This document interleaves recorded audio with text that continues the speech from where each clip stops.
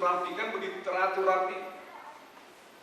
Dan kalau di gereja ini juga rapi, di gereja ini juga kita atur dengan baik, maka ini jemaat GPIB Efata Guntung Payung ini 5 tahun ke depan akan semakin baik dan baik dan baik dan luar biasa. Guntung Payung ini dengan kehadiran GPIB Efata Guntung Payung. Jadi kita harus ikuti aturan. Jangan yang Ambon mau jalan sendiri, yang orang Medan mau jalan sendiri. Ya biasanya kalau ditanya, Pak Sirai dari mana? Dari Medan. Padahal dari si gorong-gorong itu, bukan dari Medan. Ya. Kemudian yang dari Makale, dari Tanah Toraja, mau jalan sendiri. Nah kalau masing-masing, aku begini, engkau begitu, ya hancurlah kita. Tapi kalau kita bersama-sama, ya Pak Tanau ya, kalau kita bersama-sama, atur bersama, lalu kita coba sepakat bersama, lalu kita laksanakan bersama-sama, ini kita berdoa pasti tidak usah pakai kipas-kipas, tidak usah pakai kipas angin, tidak usah pakai kertas, pasti ada yang nyumbang AC untuk 5 tahun. Amin. Walaupun tadi malam listriknya mati menyala, ya padam hidup lagi. Kalau betul-betul kita berada dalam satu kebersamaan, Bapak Ibu Saudara-saudara, siapa yang bilang bersama kita bisa? Siapa itu yang kampanye bersama kita bisa? Yesus mengajak kita untuk bersama-sama dengan Dia. Sebab bersama dengan Dia kita bisa melakukan apa saja. Zakaria dipanggil oleh Tuhan untuk mengingatkan umatnya bahwa Tuhan ini baik, Tuhan penuh kasih, dan karena itu marilah bersama-sama kembali ke jalannya yang benar itu. Bapak Ibu sekalian, dalam ayat yang keempat itu dia katakan, coba kita perhatikan bersama-sama ayat yang keempat. Saya mohon kesediaan kalau Pak Yohanes Tambing itu suaranya agak terganggu. Kepadanya orang yang dahulu telah menyerah surga, demikian bila firman Tuhan menjadi salah. Berbaliklah dari tingkahmu yang buruk dan dari perbuatanmu yang jahat, tetapi mereka tidak mau mendengarkan dan tidak mau menghiraukan aku. Demikianlah firman Tuhan. Nah karena itu berbaliklah. Kita mau baik-baik kok. Aku mau baik-baik sama kalian. Baliklah, kita baik-baik. Karena dengan kita baik-baik, semuanya akan jadi baik. Dan dengan semua jadi baik, itu orang akan merasakan kebaikan itu. Dan orang akan memuji dan memuliakan nama Tuhan. Untuk jadi baik, perlu ada diaken penatua. Untuk jadi baik dan teratur di jemaat GPIB Efata Guntung Payung ini, perlu ada diaken dan penatua. Diaken dan penatua ini, Bapak Ibu Saudara-saudara, tugasnya menurut tata gereja, tugas dan tanggung jawab.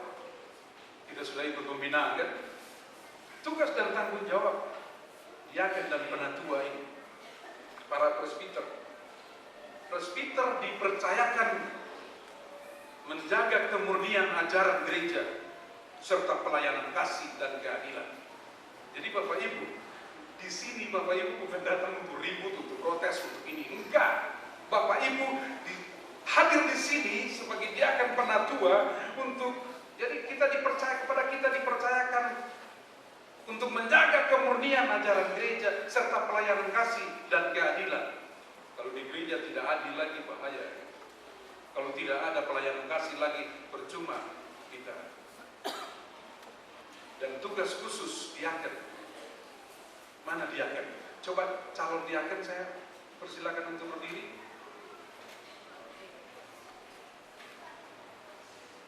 Oke. Bapak Ibu melaksanakan pemberitaan firman dan pelayanan kasih dalam berbagai bentuk. Jadi pemberitaan firman dan pelayanan kasih dalam berbagai bentuk. dalam maupun di luar jemaat. Silakan. Di satu jemaat di Jabodetabek ada seorang calon diaken. Dia angkat protes. Dia bilang begini, Pak Pendeta, istri saya akan pindah gereja kalau saya didiaken. Bagaimana Pak Pendeta sebagai ketua satu majelis sinode, tolonglah kasih tahu sama ketua panitia, gantilah aku, penatualah aku. Gak cocok diaken. Diaken itu rendah, penatua yang tinggi rendah. Nggak ada tinggi rendah. Jadi diaken itu jangan dianggap itu pembantu. Diaken itu jangan dianggap itu bahwa itu kecil. Enggak, diaken punya tugas yang luar biasa, memberitakan firman Tuhan, melaksanakan pemberitaan firman dan pelayanan kasih. Enggak, kalau nggak ada kasih lagi bagaimana? Dalam berbagai bentuk. Jadi pelayanan kasih itu bertumbuh dan berkembang tergantung dari diaken memahami tanggung jawabnya. Jadi jangan penatua merasa hebat. Enggak. Kita sama kok. Pendeta, diaken, penatua sama. Pelayan Tuhan. Pelayan Tuhan. Lalu kemudian, jadi jangan pikir bahwa diaken itu kecil. Enggak, besar diaken. Upahnya besar juga di surga. Penatua. Coba Bapak Ibu penatua berdiri. Pernah kan kita lihat di Infocus itu kalau diaken dia goyang begini kan, yang di waktu pembinaan dikasih lihat gambarnya itu kan, orang Manado bilang Toto Fore, dia komentar itu diaken. Tapi penatua dengan gagah berani gitu. Enggak, itu di gambar itu yang sebenarnya tidak begitu. Ya, penatua melaksanakan dan menjaga kebenaran dan ketertiban pemberitaan firman, peribadahan, pelaksanaan penggembalaan dan ketertiban pelayanan.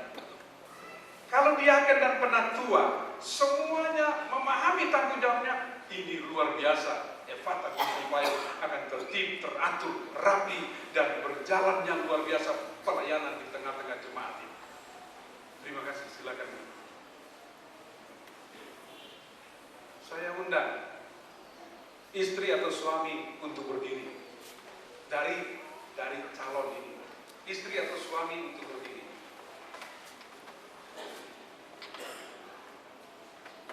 Ada seorang istri, dia bilang sama suaminya, ada apa lagi Pak? Kok tiap hari gereja.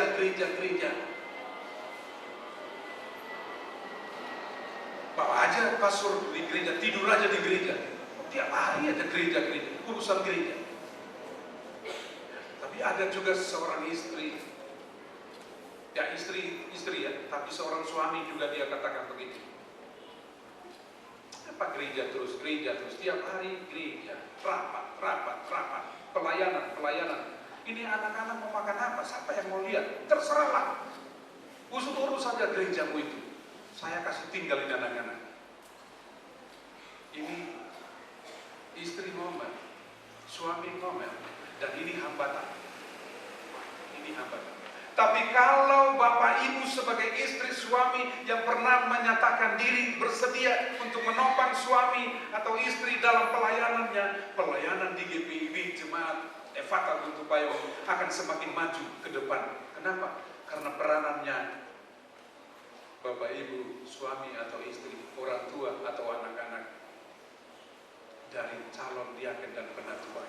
Karena itu saya atas nama Majelis Sinode menyampaikan terima kasih kepada keluarga yang mau menopang, yang terus menopang para diaken dan penatua ini. Tuhan memberkati keluarga sekalian. Terima kasih. Silakan. Sebenarnya khotbah saya sudah selesai. Karena itu intinya yang disampaikan oleh Zakaria. Zakaria mau supaya kita mendengar amanat Tuhan dan dilaksanakan. Karena itu tema kita Bapak Ibu Saudara-saudara sekalian. Tema dalam khotbah tema khotbah hari ini. Bapak Ibu tahu temanya apa?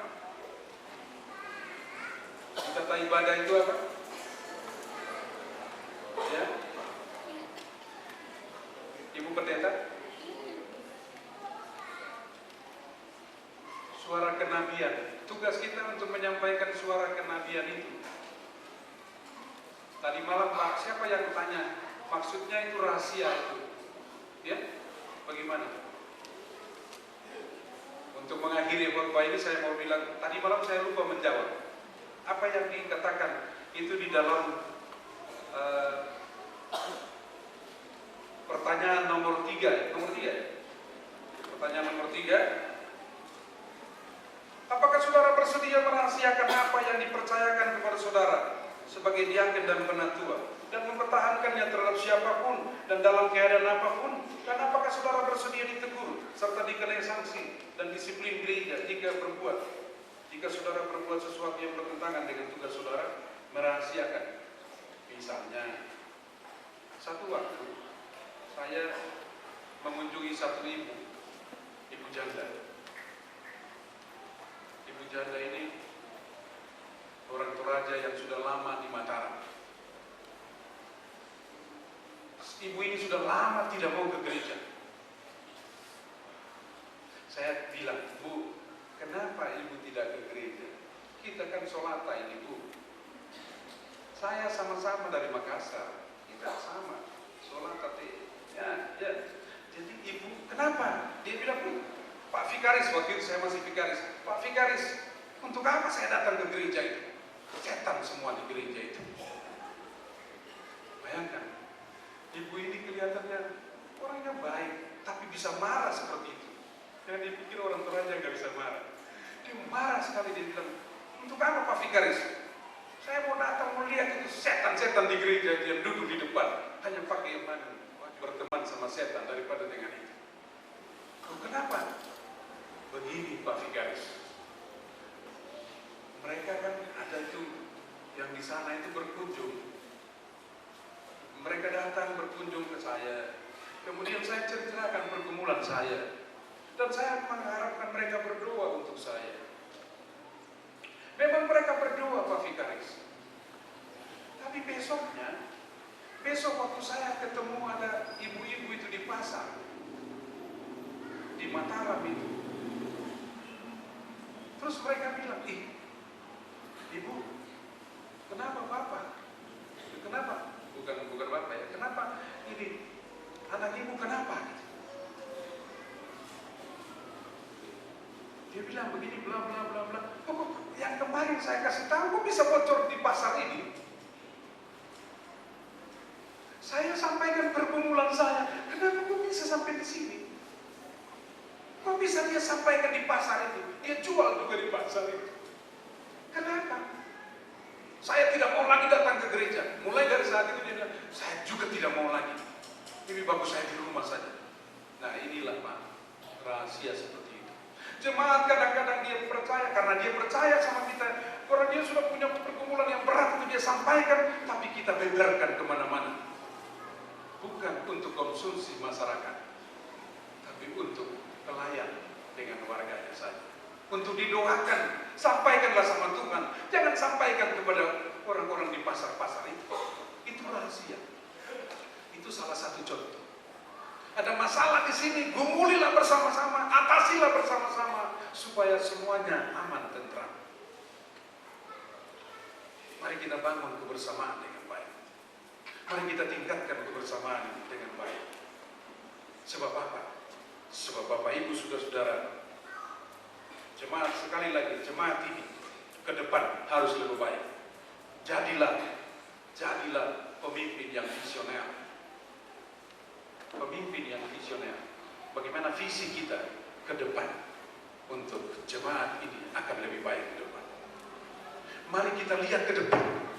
Dengan pengalaman di masa lampau, kita maju ke depan untuk membangun jemaat ini. Sehingga jemaat GPIB Effatah Guntung Payung besok akan lebih baik dari hari ini. Selamat melayani Bapak Ibu sekalian. Dan jemaat, mari kita topang bersama-sama. Mari jemaat yang sudah memilih Bapak Ibu untuk menjadi diaken dan penatua ini, mari kita topang mereka, kita doakan mereka, kita bantu mereka.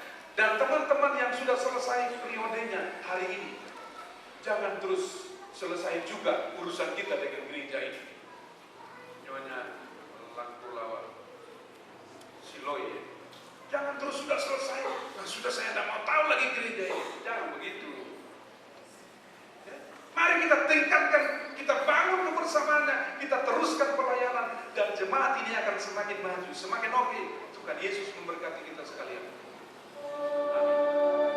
Kami kau pelihara, oh Tuhan urapilah pelayan jemaat-Mu. Sekarang kami akan membacakan surat tugas. Gereja Protestan di Indonesia bagian Barat, Majelis Sinode. Surat tugas nomor 1551 garis miring 11 Romawi garis miring datar 12 garis miring MS titik 19 Romawi garis miring SD.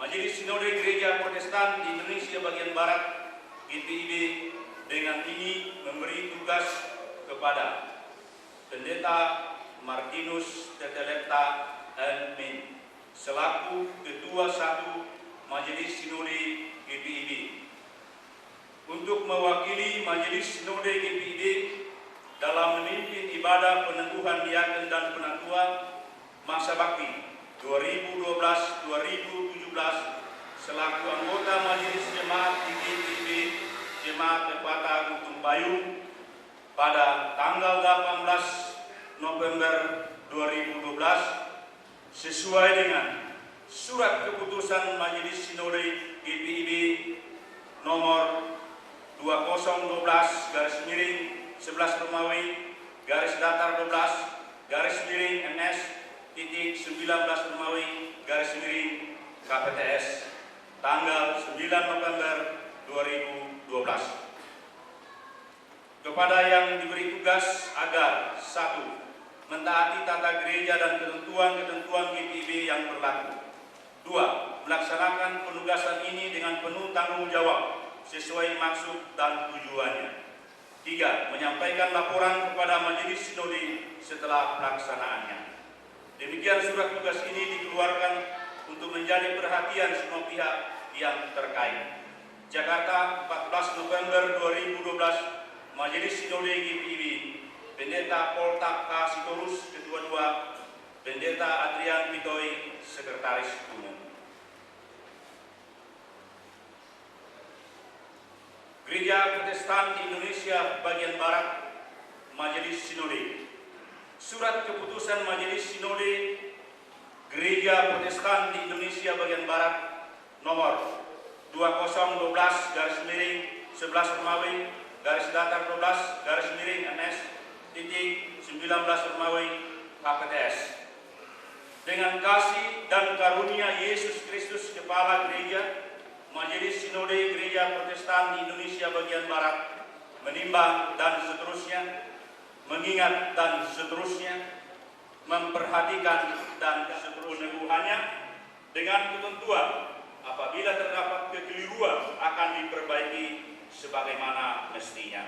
Ditetapkan di Jakarta pada tanggal 9 November 2012, Majelis Sinode GPIB, Pendeta MF Manuhutu, Ketua Umum, Pendeta Adrian Pitoy, Sekretaris Umum.